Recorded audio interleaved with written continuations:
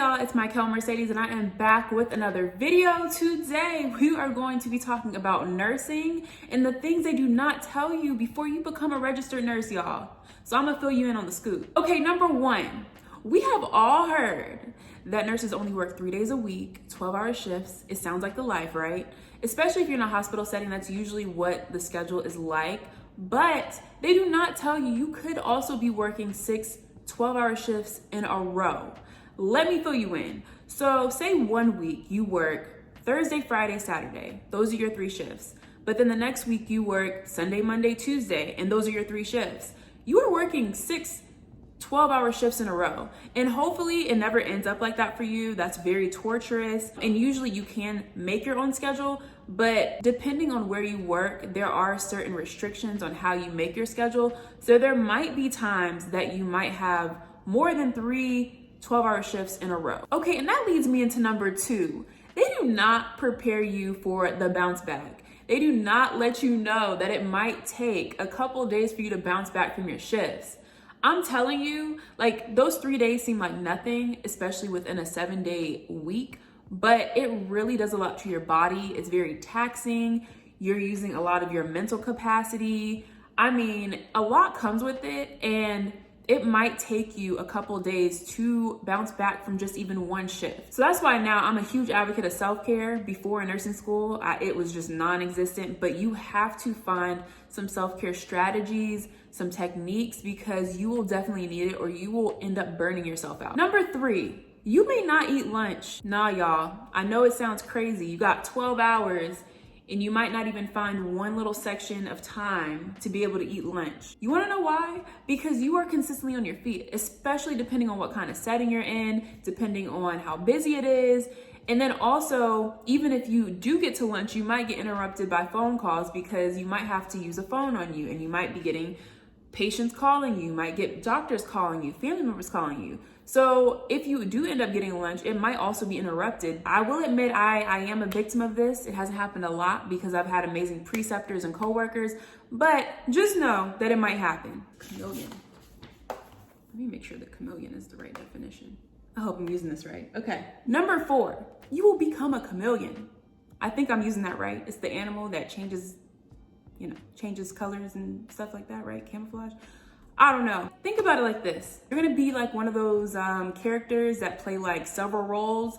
Like, you know how in some films, like the budget's so cheap that, the same person that was the maid is also the bus driver and is also the family member. Yeah, that's gonna be you. You are going to play many hats and you're going to take on so many roles. I know you learned this in nursing school. You're gonna be the advocate, the counselor, the mediator between the doctor and the family and all that kind of stuff. But it becomes real when you get in the setting, y'all. And you're not gonna be prepared, first off. But you're definitely gonna be able to adapt to it, but you're gonna take on so many roles. I mean, there's gonna be times where you're gonna end up being the technician. I mean, if you're in the patient's room trying to print out labels and the printer doesn't work, you're gonna have to figure out how to fix it because sometimes there's just not people around to be able to do that. I definitely was aware that we had many roles, but I didn't know the extent of how many roles that we would be able to play. Number 5, hate to break it to you, but nursing school does not prepare you for nursing at all.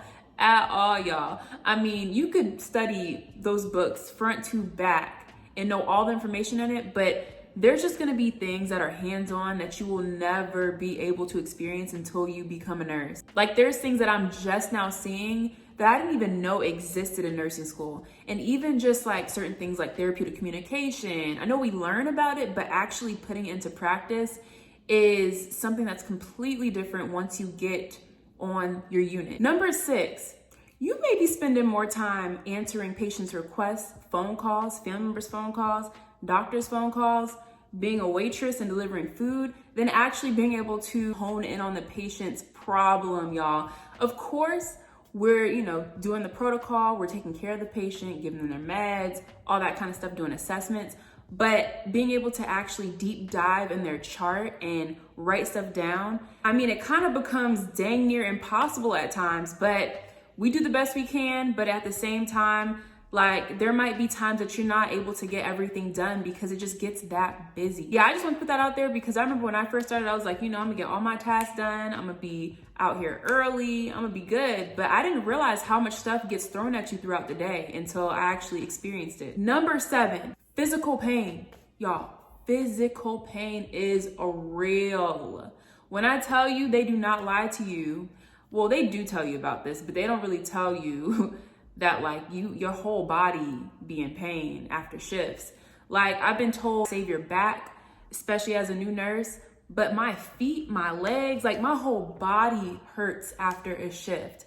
And I've realized a lot of the times it's because of the shoes that I'm wearing. Thank goodness I've been able to find a great shoe. I'm gonna talk about that in another video, but y'all, the physical pain that the shifts bring are very intense. So make sure that you're wearing the appropriate gear, maybe compression socks, some shoes that are comfortable for you, and even just how your uniform fits. Like, there's some material out there that is like, but then there's other material that actually feels very comfortable, like I would actually sleep in. So just make sure that you're finding comfortable material before you get on that floor because it gets real after. I mean, most of the days I come back from a shift, I have to soak in a bath. That's how bad it is. But yeah, y'all, the pain is real. Number 8, the mental stress that it brings, which puts you at risk to participate and have the urge to participate in outlets. I mean, so many times I have seen, and shoot, I have felt after a shift, I'm like, ooh, I need to have a glass of wine after this day. But I've seen in statistics that like a lot of the times healthcare workers, nurses, doctors, they are more prone to drink, or they're more prone to binge eat, or, you know, there's a lot of things that you can turn to for just mental stress. And I've seen that in so many statistics, y'all. That's why I say self-care. Self-care is key. Find those things before you even start practicing, because once you get in there, you are going to want to turn to something, and just make sure that they're healthy practices. I know for me, I have to take a bath after my shifts. It's like a necessity. I want to start getting into massages and chiropractic and stuff like that. But for now, you know, I have my candles, I have my incense, good music, take a bath. That's cool with me for now, but I know I'm gonna have to expand in a little bit.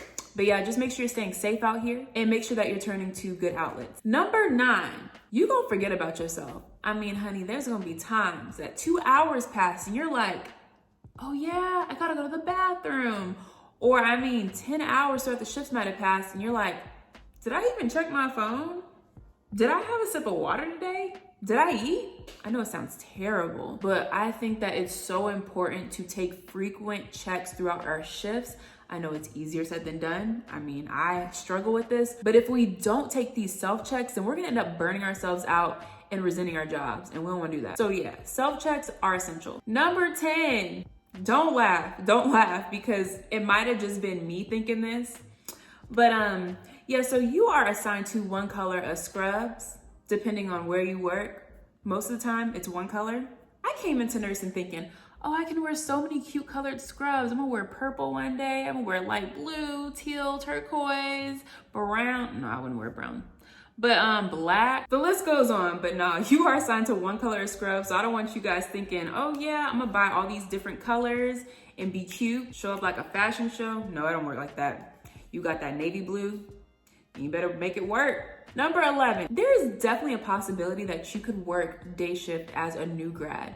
There are several people that I know that work day shift, and that was their first choice on their application, and they got it. I mean, a lot of the times you hear word of mouth, rumors, all that stuff, that if you are a new grad, you have to work night shift.